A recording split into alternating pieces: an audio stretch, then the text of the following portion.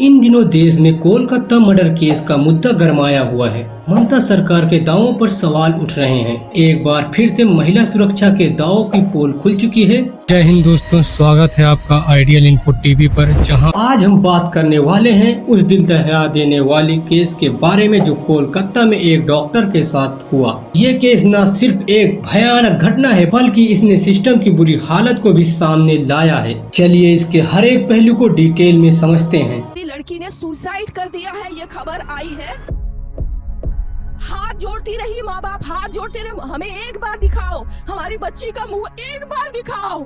हमको नहीं दिखाया गया। The horrific Kolkata rape and murder of a junior doctor was found dead inside a government-run medical college and hospital's seminar hall in Kolkata. बच्ची का शरीर में कोई कपड़ा नहीं था, पैर दोनों राइट एंगल में मिला गया।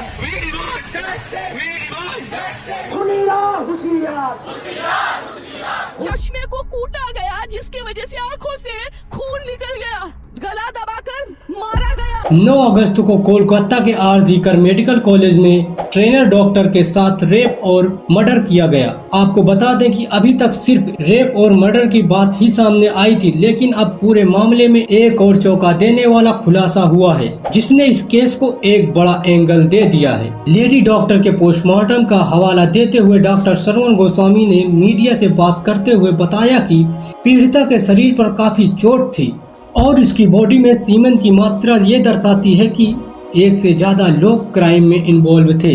इनफैक्ट इतना ब्रूचुअल अटैक था कि उसकी आंखों में ब्रोकन गिलास के टुकड़े पाए गए, जो इस बात को साबित करते हैं कि उसको कैसे फिजिकली टॉर्चर किया गया। यानी ये सारे दावे रेप नहीं गैंग रेप की तरफ इशारा करते हैं। डॉक्टर गोस्वामी का कहना है कि इतना सीमन एक महिला के प्राइवेट पार्ट में मिलता है तो यानी किसी एक व्यक्ति का सीमन नहीं है, ये एक से ज्यादा लोगों का होने की आशंका जताई जा रही है। लड़की के परिवार को उसकी डेथ के बाद 3 घंटे तक बॉडी देखने नहीं दी गई। उसकी मां का कहना है कि मैं उनसे गिड़गिड़ाती रही, भीख मांगती रही कि मेरी बेटी का शव मुझे देखने दो, लेकिन मुझे देखने नहीं दिया गया। जब उसके फादर को अंदर जाने दिया गया तो उन्होंने देखा कि उसकी बॉडी पर बिल्कुल भी कपड़े नहीं थे और उसके पैर 90 डिग्री तक फैले हुए थे। परिवार वालों का कहना है पुलिस और हॉस्पिटल स्टाफ ने इस केस को सुसाइड की तरफ डाइवर्ट करने की कोशिश की, क्योंकि जब पुलिस ने महिला डॉक्टर की फैमिली को इन्फॉर्म किया तो उनको बोला गया कि आपकी बेटी ने सुसाइड कर लिया है,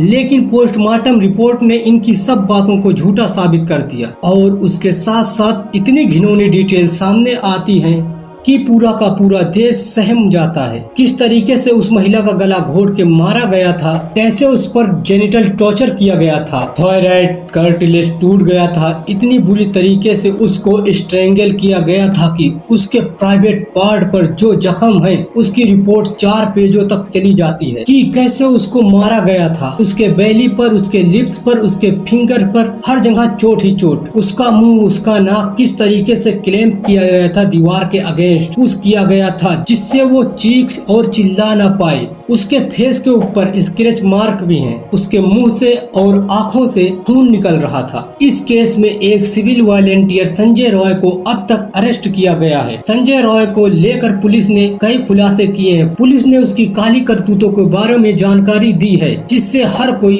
हैरान हो गया है। बताया जा रहा है कि रॉय ने 4 शादियां की थी, 3 बीवियां उसके जुर्म से तंग आकर पहले ही उसे छोड़ चुकी थी। वो अपनी चौथी पत्नी पर भी जुर्म करता था, जिसकी 1 साल पहले ही मौत हो चुकी है। खबर है कि उसकी सास ने उसके खिलाफ कालीघाट थाने में रिपोर्ट कराई थी। पुलिस के मुताबिक रॉय ने अपनी मां और बहन के साथ भी हिंसक घटना की बात को कबूल किया है। संजय रॉय ने डॉक्टर के साथ रेप को अंजाम देने के बाद घर जाकर चैन से सो गया। इसके बाद उसने सबूत को मिटाने के लिए अपने कपड़े धो डाले, लेकिन उससे एक चूक हो जाती है, वो अपने जूतों को साफ करना भूल जाता है और अब उसका बच पाना मुश्किल है। मतलब ये है कि उसके जूतों पर खून के निशान मिले हैं। लेकिन ये घटना उस वक्त और भी हाईलाइट हो गई जब पता चला कि क्राइम सीन को टेम्पर करने की कोशिश की जा रही है, मतलब सबूतों को मिटाने की कोशिश किया जा रहा है। आपको बता दें कि इस केस का दूसरे गुस्से का कारण वो है कि ममता बनर्जी गवर्नमेंट ने इतनी बुरी तरीके से इस केस को मिस अप किया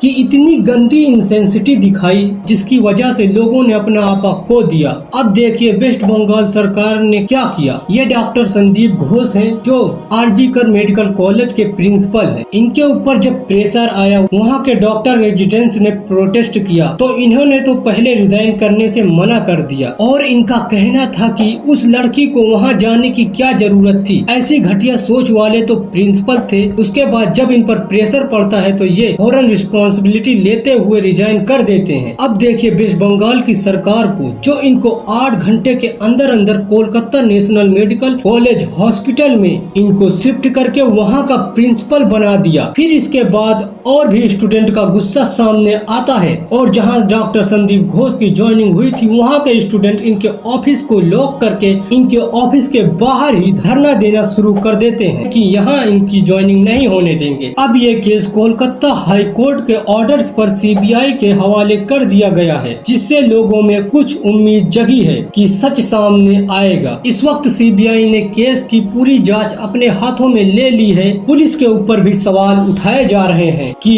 इस केस में उन्होंने अपना काम ठीक से किया या फिर ये सब कुछ बड़े लोगों को बचाने के लिए किया गया। हालात ये है कि कोलकाता ही नहीं, देश के हर कोने में प्रोटेस्ट हो रहे हैं। लोगों में गुस्सा है और वो इस केस में प्रॉपरली जस्टिस की मांग कर रहे हैं। ये घटना न सिर्फ एक इंडिविजुअल क्राइम का केस है, बल्कि ये पूरे सिस्टम की करप्ट हालत को दर्शाता है। हम सबको मिलकर इसके खिलाफ लड़ना होगा ताकि फ्यूचर में ऐसी घटनाएं न हो सके। दोस्तों, ऐसे हादसे सिर्फ एक इंसान या एक परिवार की तकलीफ नहीं है, बल्कि हमारे पूरे समाज की असलियत को उजागर करते हैं। अगर हम आज चुप रहे तो कल ये किसी और के साथ हो सकता है। हमें इस लड़ाई को न्यूज या डिस्कशन तक सीमित नहीं रखना चाहिए। ये हम सब की जिम्मेदारी है कि हम इंसाफ के लिए आवाज उठाएं और ऐसी घटनाओं के खिलाफ एक मजबूत फैसला लें। ये वक्त है एक बदलाव का, और बदलाव तभी आएगा जब हम सब मिलकर इसके लिए खड़े होंगे, क्योंकि जब तक हम खुद नहीं बदलेंगे तब तक समाज बदलने की उम्मीद भी एक सपना ही रहेगा। आप अपनी आवाज उठाएं, सही इंफॉर्मेशन शेयर करें और यह याद रखें, अंधेरा जितना भी गहरा हो, एक दिया ही काफी होता है उसे मिटाने के लिए।